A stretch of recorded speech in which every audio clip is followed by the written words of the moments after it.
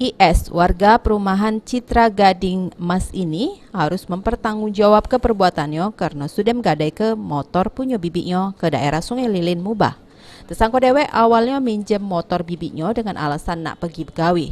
Tak taunya oleh tersangka IS, motor bibiknya dilari ke dengan digadai ke serego 2 juta rupiah di daerah Sungai Lilin Mubah.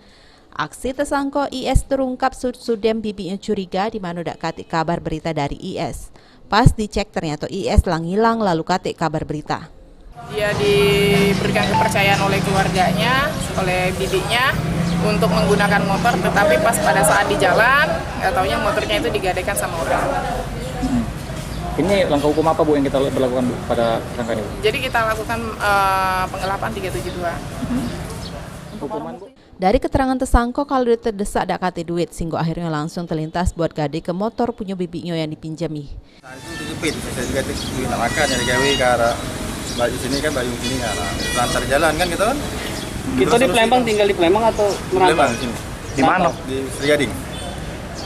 Sri Gading, Talang Kelapo inilah. Ya, depan aku. Motor punya siapa, Kak? Punya bibi. Otega maksudnya.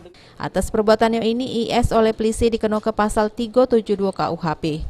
Mak ini IS dijeblos ke juru tahanan Polsek Talang Kelapo buat nebus kesalahan yang diperbuatnya. Firman Hidayat, PAL TV.